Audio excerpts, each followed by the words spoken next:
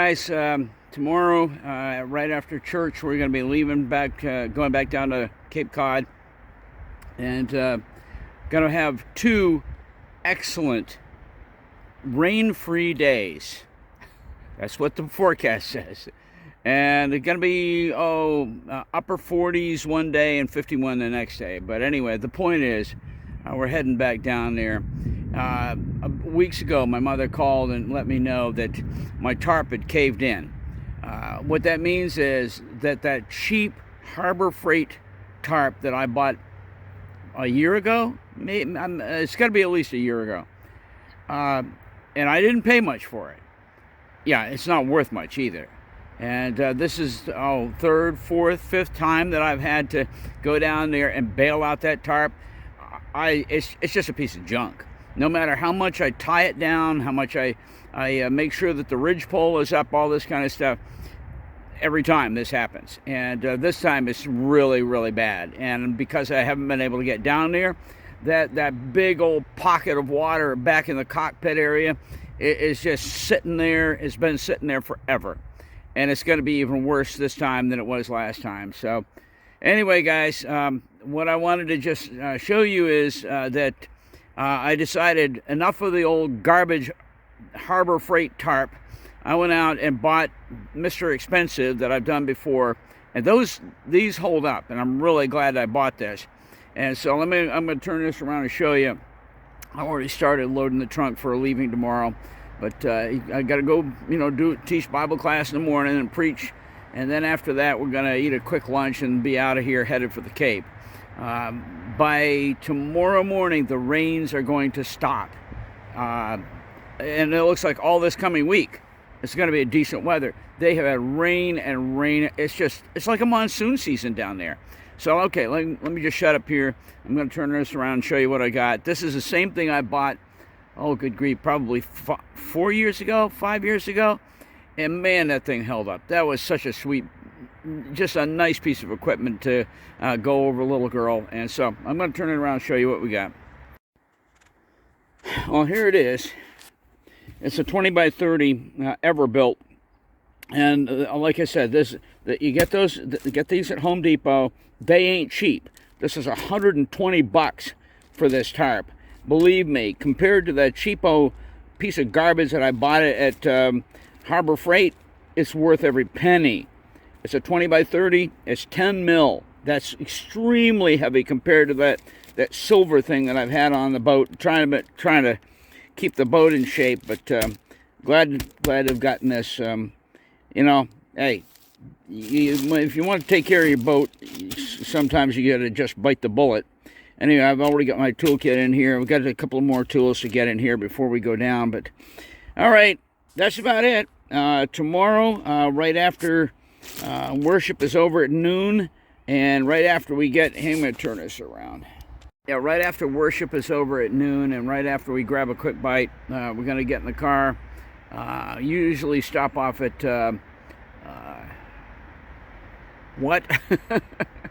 usually stop off at Starbucks and pick up a mocha frappuccino. That's kind of our thing for traveling. And so we'll do that, and then we'll be rolling down the road. Got about 3 to 3.5 hours to get down to the Cape. Thankfully, this getting late enough into the season, well, it is spring season as of today. We're jumping ahead on our time. It's daylight savings time today.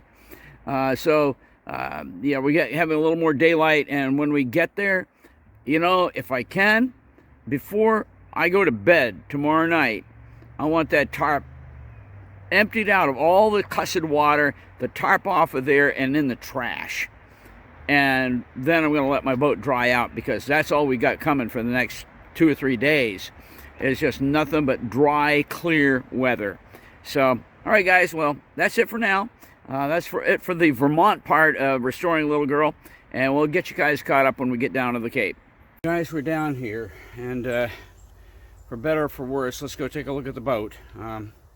I'm not expecting good things. This is, yeah, well, we're going to get that stupid tarp off of there and get the water out. Try to do what we can to make whatever repairs are going to be necessary. So let's turn it around. Well, there it is. And it is worse than last time. There's more water in there. But that's all right. We'll get it out. And the beauty is I'll be able to just tip this once I get most of this out and just let it drain right there. And we'll be good. So let's get going and get this bailed out.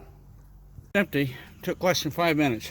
I managed to get most of this out with a bucket, but then I just grabbed hold of this end up next to the cabin and start rocking it back and forth. It just sluiced out right at the back there by the not the transom. What are we talking about?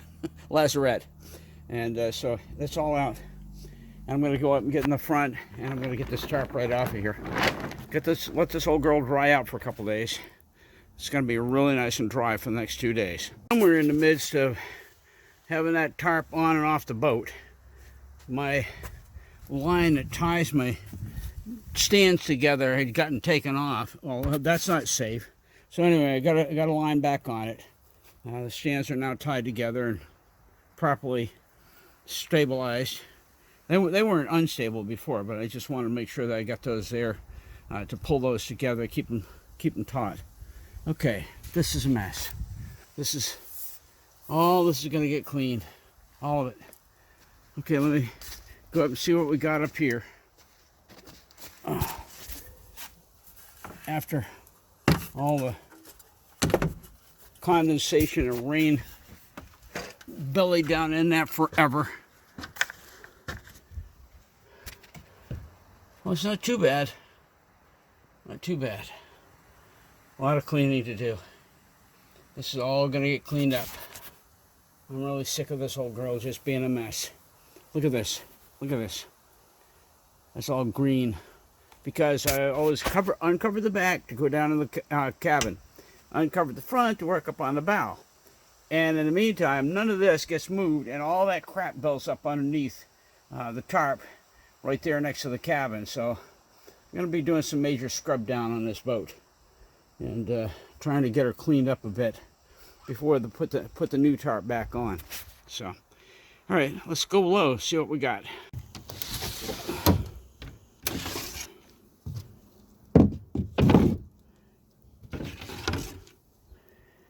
All right. One thing that's going to happen this trip, that tarp, rug is coming up off the floor. I want that thing out of here. I want to go right back to my gray deck paint that's on there. Okay. All right. So what we're going to do, hang on. Okay, so now that we're down in here, we're going to be doing a complete go through the boat just to make sure that there were no leaks. I want to go first of all up into the rebirth and check to see if anything got into those cubbies. They shouldn't be now that the foredeck is done right. But I'm going to check that. Check back under the quarter berths, especially right back under, because it was starboard side back here where that bellied water was. And anyway, so let's go ahead and check, and we'll get back to you in a few minutes. All right. Yeah, I'm not seeing anything back in there. I'm going to get this cushion up and look underneath, make sure that no water got down under there. Spent a lot of time and effort putting these cushions together, so hang on, I'll get back to you in a minute. No, we're good. I pulled it up, checked in underneath. Everything is good and dry. That's good. No, number one, make sure that water's not getting in underneath this V-berth. All right, next, I'm going to go on the other side on a port, check over there. And this is a little more difficult. I'll get back to you in a minute and let you know. It's the only little leak I've got in the whole boat. Just a little bit right there. And I don't know if it's condensation. I don't see anywhere where it's coming in. I've been looking up underneath here. I don't see a place. There's no indication of it. So, all right, well, we're going to let it go for now. I'll check on this tomorrow when I'm cleaning the boat. And I'll kind of, when I wash it all down, I'll come down here and see if I see a place where it's dripping through. Okay. Well, we're going to go ahead and wrap it up for right now. I'm going to be back out here a little bit later, but for right now, everything's in great shape. Tarp is off. Foredeck looks great. It's, no water laying on it, all nice and clean and dry. I've got the cockpit pretty much cleaned out. I've got a little bit more to do on that. My deep cycle battery was way down. I'm not down here often enough to charge it. So what I did, I went ahead and got the electric cord out here and plugged in my charger, and it's running right now. And I'm going to let it go all night long and see if we can't get that battery back up. It's just a cheapy little charger. It's not an expensive one. But I think it'll do the trick, especially since we're going to be leaving it on all night. It's kind of a trickle charge type thing. And we'll check that tomorrow morning. All right, well, we're good. Good to be back down here. That stupid water sat on the tarp out there for a month, probably a month. And it's just kept pouring and pouring and pouring down here on the Cape. Just every time I saw it was raining, but in the forecast down here, it just aggravates me because I can't be here to empty it out. But anyway, it's all done, and we're gonna get that new tarp on there tomorrow. Maybe wait till Tuesday afternoon or evening, because got a couple of nice dry days. I think I'm just gonna let everything dry out, do some nice wash down on the boat tomorrow, get everything scrubbed up a little bit, let it dry. And then we'll get to work on that foredeck. And the second day, it's gonna be up to 51 degrees. And that's enough to go ahead and use some fairing compound. And we need to do that in that one spot. All right, guys, that's it for tonight. We'll get back to you in the morning, and we're gonna get out here and check the level on the battery, and looking forward to finding out whether or not that charger brought it up during the night. All right, we'll catch you later, guys. Thanks. Bye.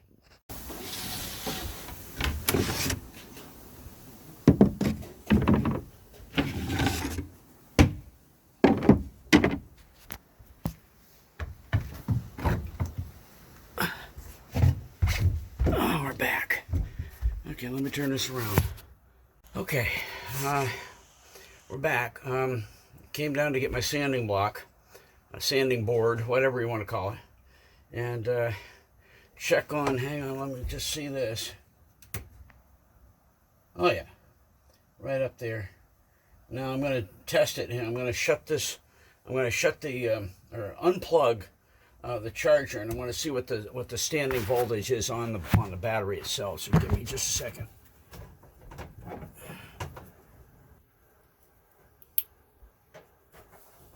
Okay, we're unplugged. Now let's see what the standing voltage is. Oh, not bad. 12.4. I don't know if you can see that. Anyway, yeah. Compared to a 6.4 that it was when I got here yesterday. I'll take that all day long.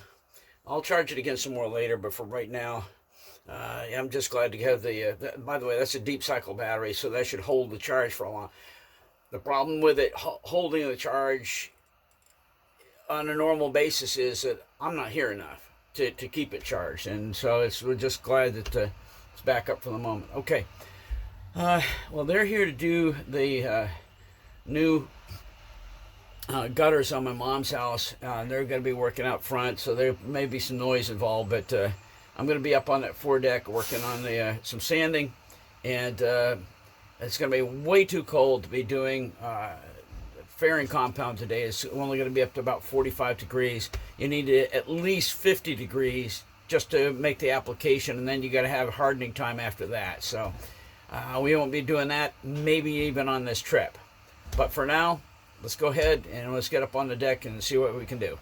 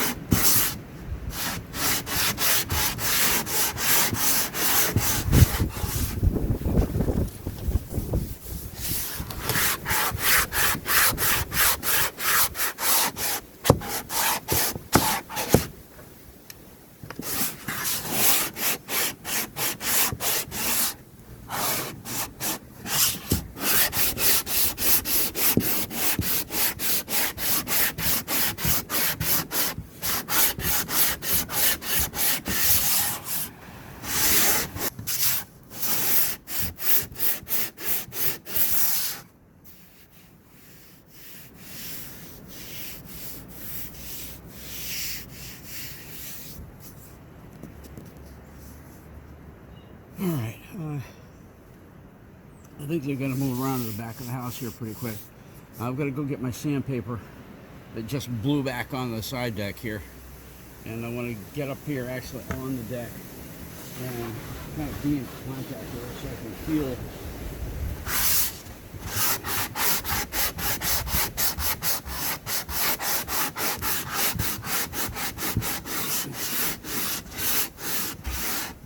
As I started to say, feel some of the lumps and bumps right at the front of the cabin. It's kind of hard to do when you're way out to starboard here.